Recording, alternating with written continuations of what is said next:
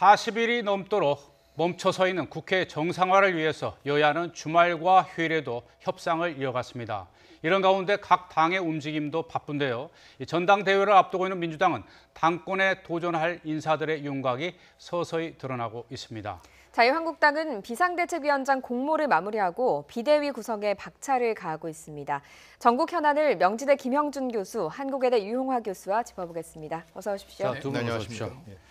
주말과 휴일에도 여야 4당 원내수석 대표들, 원내수석 부대표들이죠. 네. 원내수석 부대표들이 원구성 협상 논의를 계속 이어가고 있는데 지금 이 시각에도 협상을 계속 하고 있다고 하는데 네. 협상에 좀 진전이 있는 소식이 들립니까? 내일 원내대표 회담이 있으니까요. 4당 원내대표 회담이 있으니까 오늘 이제 조율을 하려고 하는 것 같은데요. 네. 아직까지 뭐 구체적인 결과는 나온 것 같지는 않습니다. 그러니까 지금까지 나온 부분을 좀 정리해 드리면은, 네. 그러니까 국회의장 전체적으로 봤을 때는 관례대로 하자라는 것이 이제 한국당하고 그리고 이제 민주당, 한국당, 바른미래당. 네. 그러니까 국회의장을 민주당에서 가져가고 그리고 부의장 2석을 한국당과 의석수에 따라서 바른미래당이 가져간다. 이런 부분에 대해서는, 그러나 이제 민평당하고 정의당에서는 이번에 평화정의 모임이라는 원내 교섭단체를 만들지 않았습니까? 그러니까 네. 이 국회의장을 예를 들면 표결을 하자. 그 문제가 있는 것이고요. 그 다음에 이제 그 상임위원장 배분이 가장 중요한데, 이것이 이제 관례대로 하면 8721 이렇게 의석수대로 그렇게 나갑니다. 네. 이 점에 대해서 이제 정의와 평화 모임에서 더 달라, 상임위원장 한 곳 더 달라, 안 되면 뭐 교문이라도 나눠서 하자, 뭐 이런 부분들이 전체적으로 되어 있고요. 가장 이제 지금 뜨겁게 논의되는 부분들은 이제 운영위원회하고 법사위원회를 어느 당에서 가져갈 것이냐는 거죠. 네. 그러니까 민주당에서는 운영위원회와 법사위원장을 민주당의 여당이 다 가져가야 된다라는 것이고, 한국당 입장에 봤을 때는 법사위는 절대로 안 된다. 네. 이것은 예를 들면 잘 알려져 있습니다만 법사위원회가 이제 법 조항이라든가 이런 걸 다루기 때문에 사실상 국회에서 상원 역할을 한다. 네. 그렇기 때문에 견제 역할을 하기 위해서 야당이 가져가야 된다. 이 부분이 치열하게 쟁점이 되는 것 같습니다. 김 교수님, 그렇다면 과거에는 어땠습니까? 이게 실제적으로 역사를 말씀을 좀 드리면요. 네. 88년도 13대 총선이 여소야대가 됐었어요. 네. 그때서부터 지금 이제 각 상임위원장을 의석 배분에 따라서 나누는 이제 관행이 이루어졌던 겁니다. 네. 근데 지금 핵심적인 포스트는 크게 세 가지예요. 하나가 이제 운영위, 그리고 법사위, 그 마지막에 예결입니다. 네. 그래서 이 세 가지를 전부 다 가져간다는 거는 너무 지나치게 집권당한테 유리하다고 해서 네. 과거에 이명박 박근혜 정부 때 이제 만들었었던 보이지 않는 관례가 뭐였었냐면, 법사위원장은 야당이 맡는 거로 돼 있는 그런 관행이 있었고, 네. 법사위가 야당이 맡아야 된다는 거는 현재 여당이 야당일 때 줄기차게 주장했었던 겁니다. 그게 이제 관찰이 됐는데요. 네. 운영위는 왜 중요하냐면 이제 청와대와 관련된 부분들에 대한 거고요. 예결위는 뭐 예산과 관련된 부분인데, 지난 20대 국회 때 전반기 국회의장을 선출을 할 때요. 네. 정세균 의장이 당시에 이제 의장을 선출을 하면서 그때 정치적으로 좀 빅딜을 했어요. 네. 다시 얘기해서 법사위를 지금 이제 그 자유한국당이 가져가고, 네. 운영위도 자유한국당이 가져가는 그러한 딜을 했는데, 이제는 이게 정상화된다고 한다면 아마 그게 어려운 문제가 아니에요. 네. 운영위는 여당이 가져가고 법사위는 야당이 가져가면서, 특히 이제 다른 중요한 또 위원회가 있어요. 네. 정무위라든지 국방이라든지 규제위는 전통적으로 여당이 가져가는 경우가 많았었는데, 네. 이것을 어떻게 정리하는 문제가 남아있다고 보고요. 네. 이제는 이런 식으로 원래대로 하면은 5월 24일 날 후반기 원구성을 하도록 국회법에 지금 돼 있습니다. 네. 그러니까 법을 만든 국회의원들이 법을 안 지키는 거예요. 네. 혹시 2020년 대통령 선거가 언제인지 아십니까? 3월 9일이에요. 네. 그러면은 실질적으로 그날 안 하고 한참 있다가 한다면 그거 받아들일 수 있겠어요? 그러니까 법을 지킬 수 있는 법을 만드는 국회의원들이 무엇보다도 법을 지키고 국민들한테 법을 지키라고 그래, 이런 식으로 법을 안 지키고 자꾸만 원구성이나 협상을 한다는 거는 이게 후진 정치하지 전형이기 때문에 네. 이걸 빨리 제도하고 시스템화 시켜야 될 필요가 있다고 봅니다. 네.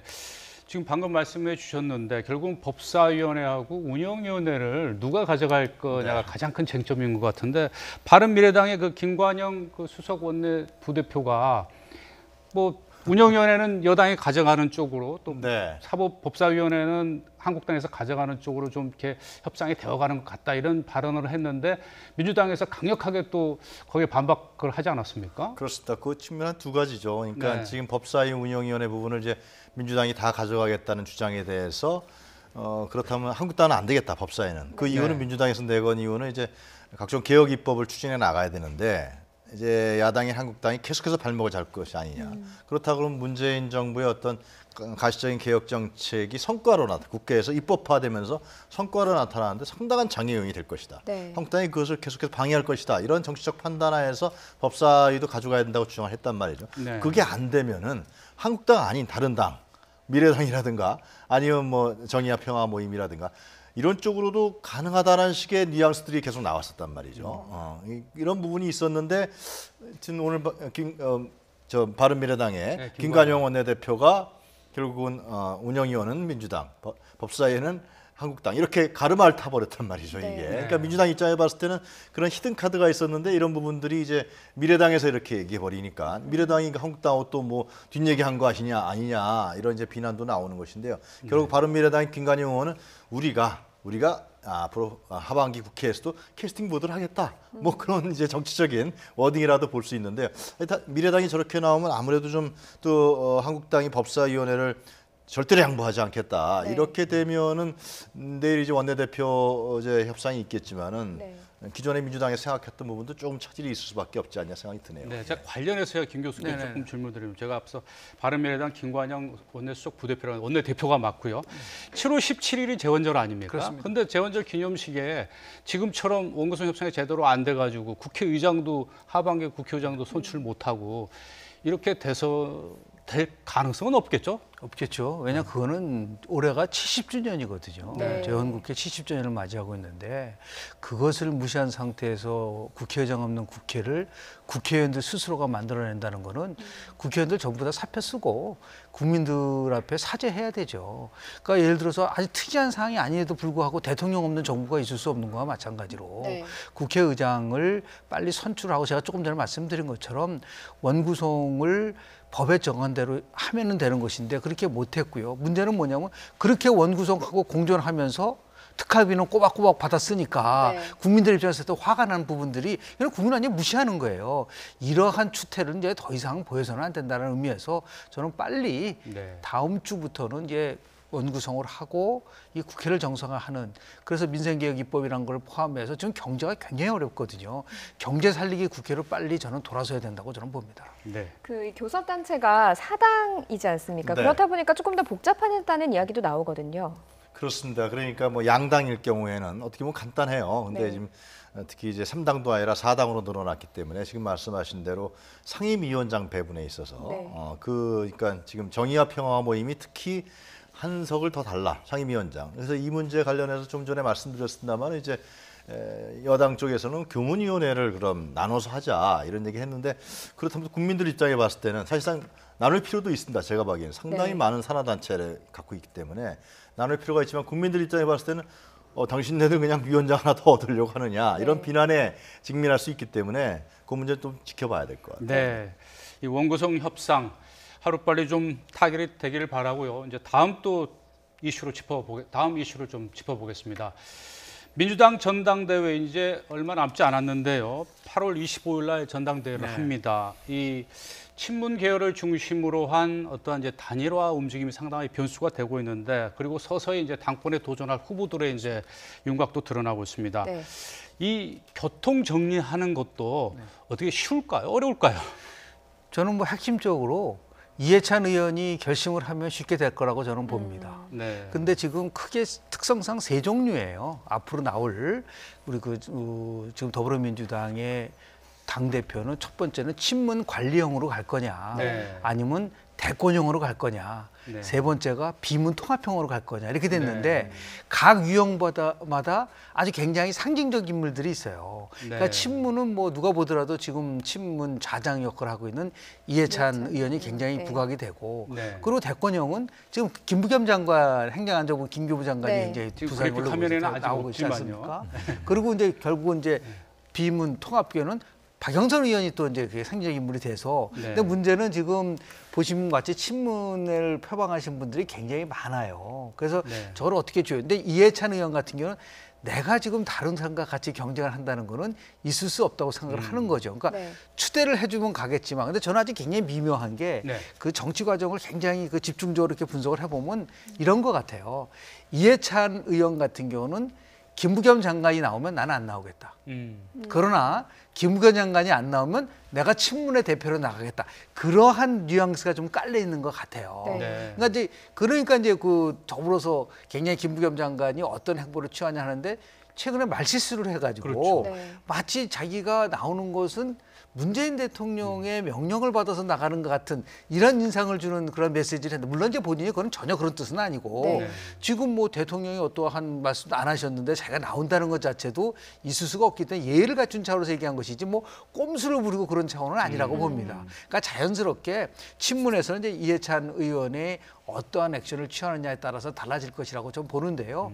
다만 이제 그 안에 너무 많기 때문에 누구를 가져갈 거냐라는 걸 가지고 고민을 좀 많이 할 수 있는 그런 부분들, 또 그리고 김부겸 장관이 유력한 대권 후보기 때문에 조기 부상했을 때 오는 부담감들, 네. 이런 여러 가지로 봤을 때는 오히려 그냥 통합적 인사로 가는 게 낫지 않겠느냐, 그러니까 통합과 협치로 가는 게 낫지 않겠냐 보는데, 문제는 이게 선출 방식이요. 네. 대의원이 45%고 네. 그리고 ARS 권리당원이 40%, 전체가 85%인데 네. 이 85%의 대의원이 거의 대부분 친문 인사들로 돼 있기 때문에 결국 이제 친문이 누구를 선택하느냐에 따라서 결정될 수밖에 없는 구도. 그러나 당대표라는 거는 뭐 굉장히 당원들은 전략적 투표를 하는 분들이기 때문에 이게 뭐 친문이라서 무조건 뭐 친문 인사를 도와주고 그러지 않고 그 앞으로 남은 이 상황에 따라서 굉장히 유동적이 될 가능성이 굉장히 크는데요. 다만 경제가 어려우니까 친문 중에서도 경제를 잘하는 사람을 찾을 가능성이 있어요. 그럴 경우는 김진표 의원이 부상될 가능성도 있고 아직 굉장히 복잡하게 이게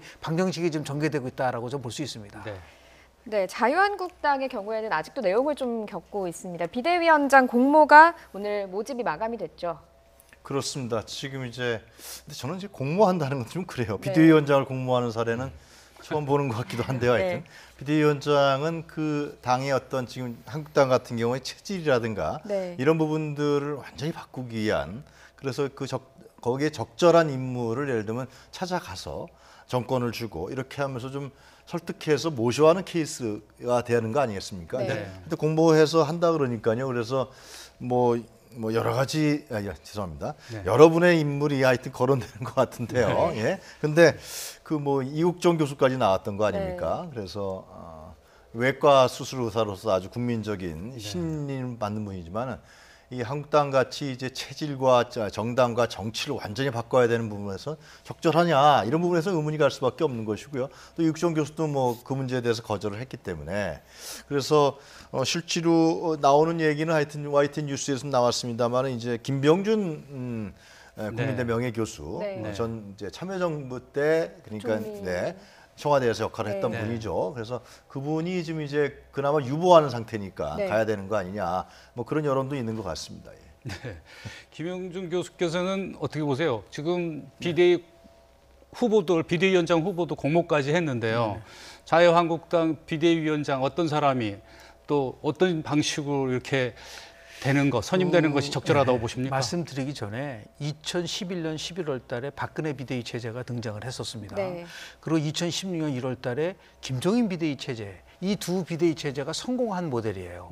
그런데 거기에는 세 가지의 공통점이 있습니다. 하나는 뭐냐면 총선에 임박을 해서 비대위가 만들어졌기 때문에 인적 청산하기가 굉장히 용이했었던 부분들이 있었고요. 두 번째는 유력한 대권 후보가 비대위원장 같은 경우에 박근혜 비대위 직접 나온 거고, 네. 그리고 2016년에는 문재인 대표가 적극적으로 후원을 했다는 거가 있고요. 마지막 세 번째는 그 당시에는 계파 싸움이 거의 없었습니다. 네. 왜냐하면 2010년 1월 달에는 안철수 의원이 탈당을 해가지고 결국은 친문 중심의 정당이었었단 말이죠. 자, 이 세 가지가 전부 다 없어요. 지금 한국당이 어려운 이유는 뭐냐면 네. 지금 총선은 뭐 1년 10개월 남았고요. 그리고 유력한 대권 후보도 없고, 그리고 지금 비박하고 친박하고 싸우는데 여기서 비대위원장을 어떠한 분이 오더라도 가장 결정적으로 중요한 거는 뭐냐면 저는 정치력이라고 봅니다. 그러니까 지금 정치력. 왜냐하면 이종국 교수 같은 경우야 뭐 외과 의사에서 이국정 네. 죄송합니다. 네. 이국정 의사님 같은 경우는 뭐 진짜 이 메스를 들고 네. 이 수술해야 돼. 한국당 수술 필요하죠. 그러나 대충 섣불리 신선함과 대중성 가지고서는 안 되고 이 정치력을 통해서 한다면 많이 고사하고 계시지만 저는 김영호 전 국회의장이라든지요, 박허영 전 국회의장이라든지 아니면 정의화 국회의장처럼 그래서 정치력이 있어서 친박과 비박을 같이 통합으로 왜냐하면 그렇게 안 하면 잘못하면 비대위가 구성되면서 분당될 수 있는 위험성도 있기 때문에 저는 그런 면에서 봤을 때 절대적으로 필요한 것은 참신함보다는 경륜이 필요하지 않겠나라는 생각을 저는 개인적으로 합니다. 네. 그 후보가 확정이 되더라도 사실 비대위 출범까지 험로가 예상이 된다는 점이 좀 문제입니다. 김성태 권한대행과 정우택 의원의 이야기 듣고 오겠습니다. 실질적인 쇄신과 변화를 이끌어내지 못한다면은 우리는 과거에 안주하는 그런 집권 세력으로서 이제 다음 총선에서 완전히 국민들로부터 이제 해체 심판을 받게 될 것입니다. 보수 정당의 제거는 우리의 몫이다. 저는 이렇게 생각합니다. 우리가 스스로 이런 위기를 극복할 수 있는 우리의 힘에 의해서 지금 비대위원장의 역할 그리고 비대위원을 어떻게 구성하는지를 놓고도 지금 개파 간에 네. 현격한 인식 차이가 있고 지금 갈등이 여전한데 근데 실질적으로 이 비대위 역할과 권한이 제대로 정립이 될 수 있겠습니까? 지금과 같은 상황에서. 이국정 교수 같은 경우는 사실상 해프닝 아니겠습니까? 네. 그래서 뭐 상당히 진보적인 학자라 알려져 있는 DJ 때부터 최장직 고려대학 명예교수까지 이렇게 나오니까 네.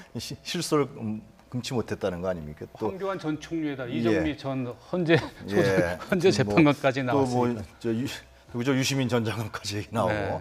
그래서 이 국민들이 바라볼 때는 이 상당히 엄중한 상황인데 이렇게 해프닝적 그런 이미지 연출을 하느냐 한국당이 필요 없이 그래서 더 이제 한국당에 대한 신뢰가 더 깎일 수밖에 없었던 상황인 것 같은데요. 지금 말씀하신 대로 이제 한국당 같은 경우는 제가 봤을 때는 비대위원장이 새로 선출된다 그러면은 그분은 완전 인적 청산을 해야 돼요. 네. 인적 청산이라는 것은 지금 자연스럽게 나왔지만은 아직도 잔존해 있는 친박의 중심적인 인물이라든가 아니 비박의 어떤 핵심적인 인물이라든가 이런 분들이 예를 들면 인적 쇄신이 돼야 그래야지만 내부에서 친박과 비박 간의 갈등 대립이 좀 상징적으로 없어지지 않겠습니까 결국은. 네. 네. 그 문제가 제가 보기엔 가장 중요하다. 그런 예를 들면 이국정 교수 표현을 하면 칼질할선에 필요한 거죠. 그런 단호하고 결단력 칼질할 또 그런 권력을 줘야 됩니다 실제로.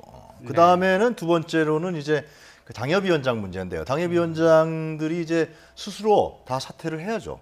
그래서 당협위원장이 다시 재정비될 수 있는 그런 권한을 비대위원회에 최소한 줘야 그러면 정치적인 어떤 협상이라든가 이런 부분을 통해서 만들어지겠지만은 최소한 그렇게 하면서 한국당이 그러한 두 가지의 조직적인 측면. 세 번째로는 보수의 가치를 새로 만들어야 되는 거 아니십니까? 지금까지 있었던 예를 들면 지금 남북 정상회담에서 보였던 냉공 반공주의적 이데올로기라든가 기존의 보수 우익적 그런 이데올로기 갖고 이제는 한국에서의 보수 정치 세력이 생존이 불가능하다는 것이 이번 지방선거 때 증명이 됐단 말이죠.